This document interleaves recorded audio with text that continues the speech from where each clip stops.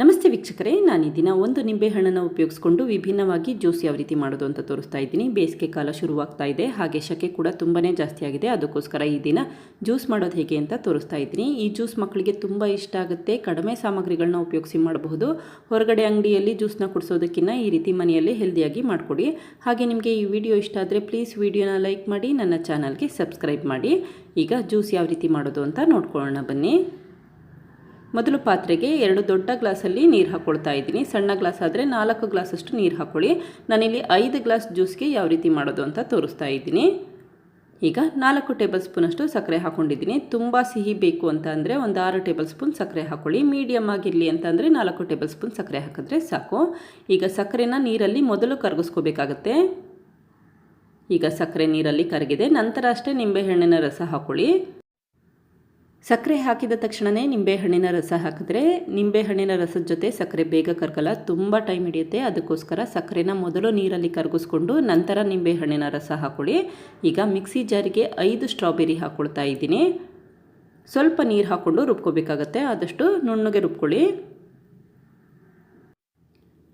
ಈಗ ರುಬ್ಬಿರುವಂಥ strawberry puree ರೆಡಿಯಾಗಿದೆ. ಮಾಡಿಟ್ಟಿರುವಂಥ lemon juice ಜೊತೆ ಈ ಸ್ಟ್ರಾಬೆರಿ ಪ್ಯೂರಿನ ಹಾಕೋಬೇಕಾಗತ್ತೆ. ಮಿಕ್ಸಿ ಜಾರಿಗೆ 1 ಗ್ಲಾಸಷ್ಟು ನೀರು ಹಾಕ್ಕೊಂಡು ಆ ನೀರನ್ನು ಕೂಡ ಉಪಯೋಗಿಸ್ಕೊಳ್ತಾ ಇದ್ದೀನಿ. ಮೊದಲು ನಿಂಬೆಹಣ್ಣಿನ ಜ್ಯೂಸ್ ಮಾಡಲಿಕ್ಕೆ 4 ಗ್ಲಾಸ್ ನೀರು ಹಾಕ್ಕೊಂಡಿದ್ದೆ. ಈಗ ಮಿಕ್ಸಿ ಜಾರಿಗೆ 1 ಗ್ಲಾಸ್ ನೀರು ಹಾಕ್ಕೊಂಡು ಆ ನೀರನ್ನು ಕೂಡ ಉಪಯೋಗಿಸ್ಕೊಳ್ತಾ ಇದ್ದೀನಿ. ನಾನಿಲ್ಲಿ 5 ಗ್ಲಾಸ್ ಜ್ಯೂಸಿಗೆ 5 ಸ್ಟ್ರಾಬೆರಿ ಹಾಕ್ಕೊಂಡಿದ್ದೀನಿ. ಸ್ಟ್ರಾಬೆರಿ ಪ್ರಮಾಣ ತುಂಬ ಜಾಸ್ತಿ ಹಾಕೋ ಅವಶ್ಯಕತೆ ಇರಲ್ಲ. 1 ಗ್ಲಾಸ್ ಜ್ಯೂಸಿಗೆ 1 ಸ್ಟ್ರಾಬೆರಿ ಹಾಕಿದ್ರೆ ಸಾಕು. ಹಾಗೆ ನಿಂಬೆಹಣ್ಣಿನ ರಸ ಕೂಡ ತುಂಬ ಹಾಕೋ ಅವಶ್ಯಕತೆ ಇರೋದಿಲ್ಲ. 1 ನಿಂಬೆಹಣ್ಣು ಹಾಕಿದ್ರೆ ಸಾಕು 5 ಗ್ಲಾಸ್ ಜ್ಯೂಸಿಗೆ. ಈಗ ಈ ಜ್ಯೂಸ್ನ ಶೋಧಿಸ್ಕೊಳ್ತಾ ಇದ್ದೀನಿ. ನಿಂಬೆಹಣ್ಣಿನ ಬೀಜ ಹಾಗೆ ಸ್ಟ್ರಾಬೆರಿಯ ಸಣ್ಣ ಸಣ್ಣ ಬೀಜಗಳಿದ್ದರೆ ಅದೆಲ್ಲ ಹೋಗಲಿ ಅಂತ ಈ ರೀತಿ ಶೋಧಿಸ್ಕೋಬೇಕಾಗತ್ತೆ. ಈಗ ಜ್ಯೂಸ್ ರೆಡಿಯಾಗಿದೆ. ಇದಕ್ಕೆ ಏಲಕ್ಕಿ ಪುಡಿ ಏನೂ ಹಾಕಬೇಡಿ, ಯಾಕೆಂದರೆ ಸ್ಟ್ರಾಬೆರಿಲೇ ಒಳ್ಳೆ ಫ್ಲೇವರ್ ಇರೋದ್ರಿಂದ ಏಲಕ್ಕಿ ಪುಡಿ ಹಾಕೋ ಅವಶ್ಯಕತೆ ಇರಲ್ಲ.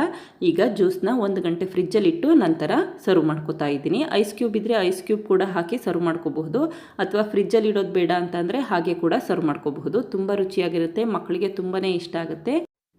ಹಾಗೆ ಮನೆಗೆ ಯಾರಾದರೂ ಗೆಸ್ಟ್ ಬಂದಿದ್ದರೆ ಈ ರೀತಿ ಸ್ಪೆಷಲಾಗಿ ಡಿಫ್ರೆಂಟಾಗಿ ಜ್ಯೂಸ್ ಮಾಡಿಕೊಡಿ, ಖಂಡಿತ ಇಷ್ಟಪಡ್ತಾರೆ. ಹಾಗೆ ಈ ಜ್ಯೂಸ್ ಮಾಡಲಿಕ್ಕೆ ಕಡಿಮೆ ಸಾಮಗ್ರಿಗಳನ್ನ ಉಪಯೋಗಿಸಿದ್ದೀನಿ. 5 ಗ್ಲಾಸ್ ಜ್ಯೂಸ್ ಮಾಡಲಿಕ್ಕೆ 1 ನಿಂಬೆಹಣ್ಣು, 5 ಸ್ಟ್ರಾಬೆರಿ ಹಾಗೆ 4 ಟೇಬಲ್ ಸ್ಪೂನ್ ಸಕ್ಕರೆ ಇದ್ದರೆ ಸಾಕು. ತುಂಬ ಸುಲಭವಾಗಿ ಜ್ಯೂಸ್ ಮಾಡಬಹುದು, ಮಕ್ಕಳಿಗೆ ತುಂಬ ಇಷ್ಟ ಆಗುತ್ತೆ. ನೀವು ಕೂಡ ಪ್ರಯತ್ನಿಸಿ. Thank you. ಲೈಕ್ ಮಾಡಿ ಮತ್ತು ಸಬ್ಸ್ಕ್ರೈಬ್ ಮಾಡಿ.